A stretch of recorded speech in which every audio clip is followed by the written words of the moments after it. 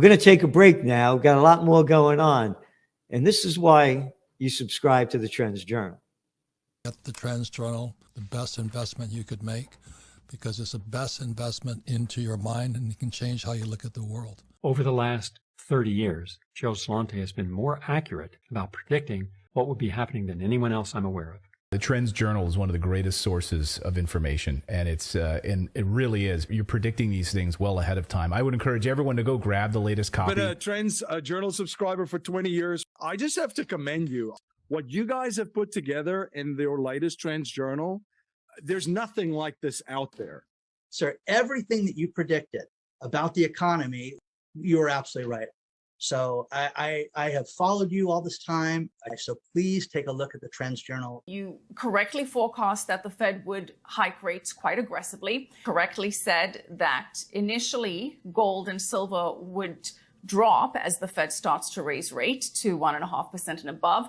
When we spoke last, Bitcoin was around 49,000. You said you expect to drop, and if it drops below 30, 35, then it could really drop. Trends Journal, which I would encourage people to go and check out. It's actually a 200-page document, pure data-driven analysis. Gerald Celente, the top trends forecaster in the world. Gerald, you had an interesting call back in September of last year. You said gold had bottomed, which is exactly what happened. And here we are, and we're above $1,900. Subscribe to the Trends Journal. Read history before it happened at trendsjournal.com.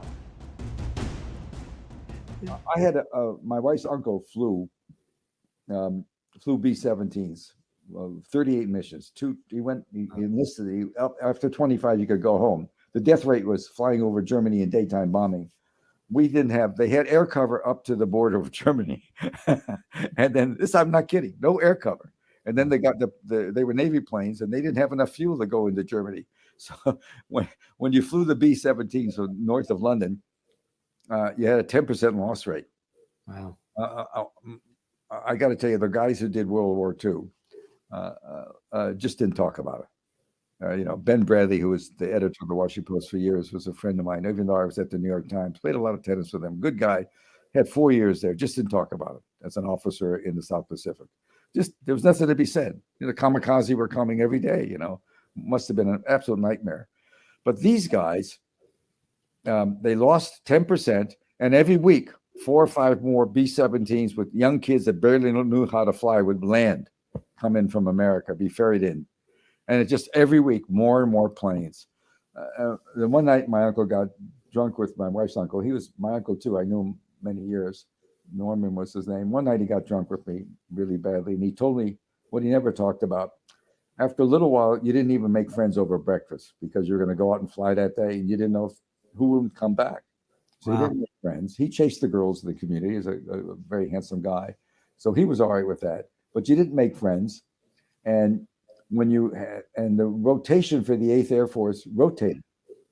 And in other words, the 8th Air Force, 500 planes would be going on daytime attacks.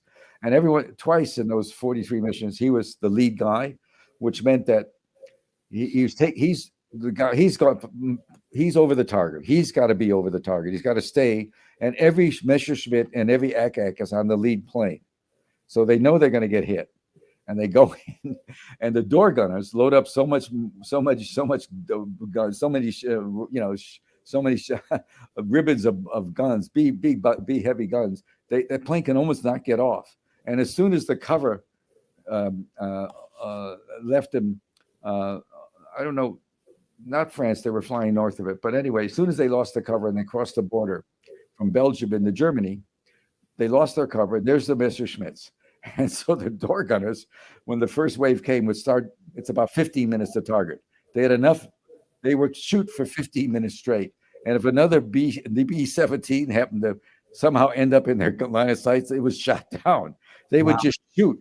And you get over target, and you'd be riddled. You'd come home with at least one engine out and holes in the plane. The rescue crews, it was just amazing to do it. And anybody that knew anything about war, like the military guys do, the generals may like it, but I got to tell you, the guys who fight it, they're not interested in another war. Certainly not with Russia. But I don't know where we're going with this stuff. Well, going back to what you said, we publish a magazine, the Trends Journal.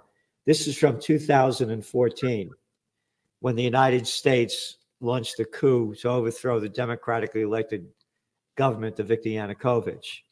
And the article was written by Paul Craig Roberts, former assistant Treasury Secretary under Reagan. Washington is driving the world to the final war. He goes on to say, Washington concluded that Russia needed to be confronted with or distracted by problems that would leave the Russian government less confident or able to counter Washington's aggression elsewhere. Ukraine presented the perfect opportunity for Washington to advance its hegemonic agenda. In a speech at the National Press Club last December, which was December 2013, and I remember watching it, Assistant Secretary of State Victoria Nuland boasted that Washington had invested $5 billion in non-governmental organizations, NGOs in Ukraine, for the purpose to, quote, teach democracy. And So also, it was the United States coup that people have no idea about. and you mentioned the Maiden coup in 2014. Absolutely. Yeah, and as you mentioned, the deal with Gorbachev and was with Jim Baker did it. Yeah, NATO would not move, quote, 1 inch further, right. And there was 16. Now there were 30. And in reading your article, and I read the whole article and underlined what I thought are salient points. The bottom line, the reason why they're saying that it's not credible is because it's an anonymous source. And in the beginning, you said that they all use anonymous sources, but when they use an anonymous source, it's legit. No, but when you put out this information in detail, it's discouraged. It's not accurate. I'll tell you what I consider when I worked for I really had sources. Now I think the anonymous sources are a press secretary for the president or one of the cabinet members who whispers to them, and after a briefing, we'll give you a better feel. When I got to New York Times, I went to New York Times in '72. Because the Times then was a straight paper. It was good on the war from Vietnam. David Halberstam, those names, Neil Sheehan, a guy named Homer Biggert, wonderful reporting. But in Washington, the Times was always president focused a little bit, much more.